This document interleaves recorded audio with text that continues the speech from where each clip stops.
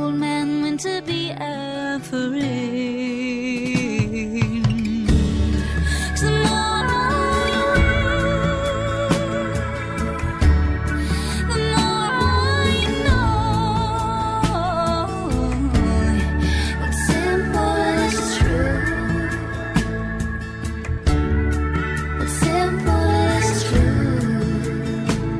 I love you.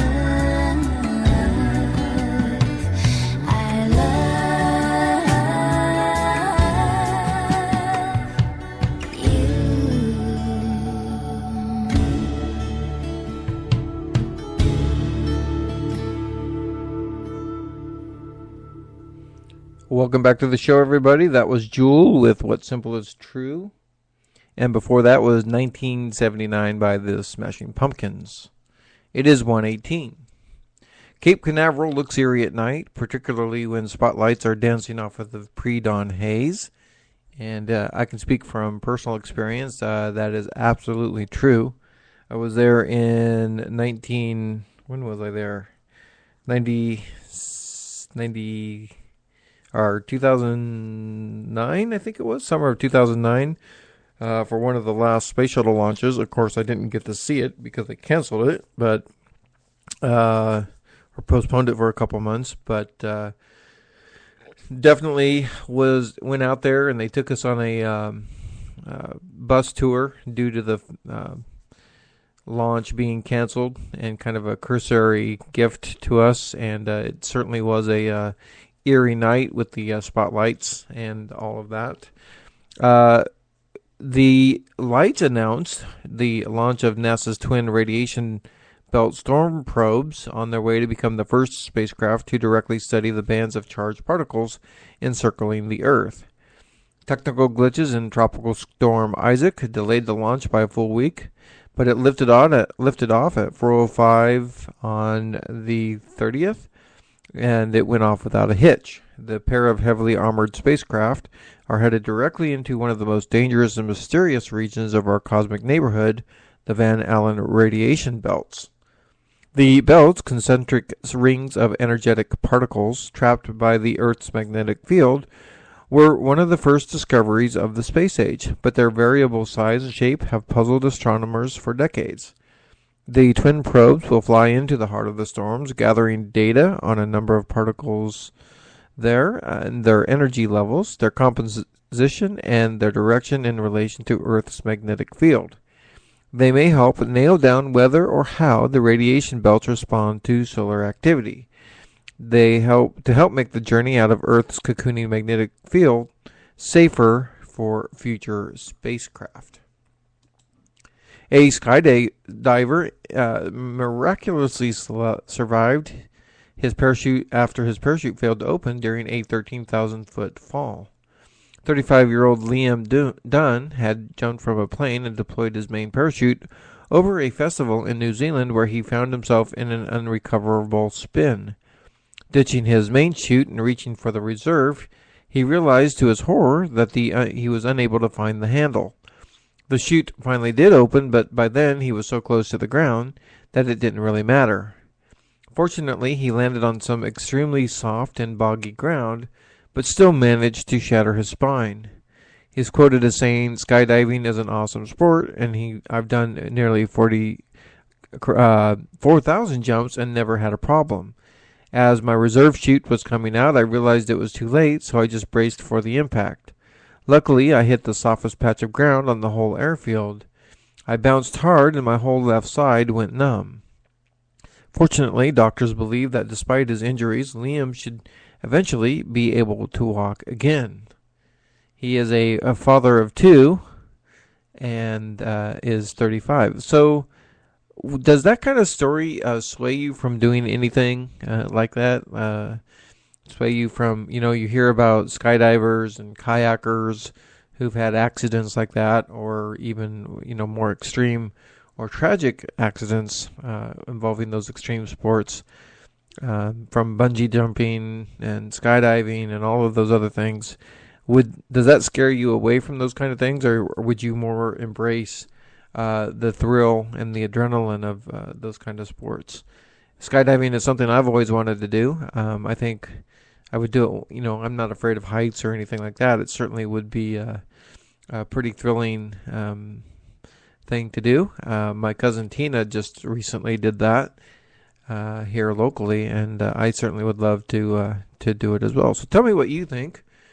Those of you listening out there, you can certainly contact me on Spreaker.com if you're listening from the website, or you can contact me on Facebook to my Facebook friends, or if you have my phone number, you can text me as well, and I look forward to your comments.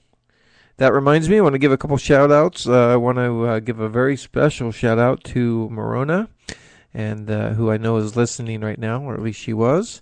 I hope you're having a better day, and don't forget to take a nap today, especially after the show is over. A couple more shout-outs for you. I want to give a shout-out to my friend Bronwyn and my friend Amy down in Florida, and to Marcy and her brothers Shannon, and certainly look forward to seeing you guys when I come back home in a couple weeks. And to my cousin Gail and Josh and their family and the kids. To my very good friend Tom Pete and his daughter Grace. Tom, on a weekly basis, posts pictures of him and Grace's adventures. Grace is his daughter, and Tom is a very good friend of mine from back in the days of Loomis, and I enjoy those. So, Tom and Grace, I hope you're having a good Labor Day weekend up there in Central Washington, or wherever you happen to be.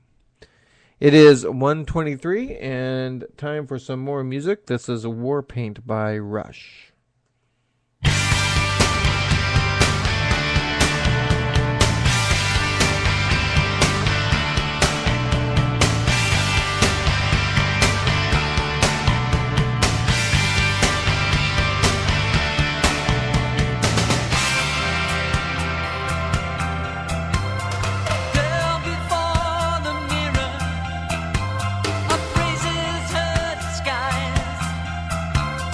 Child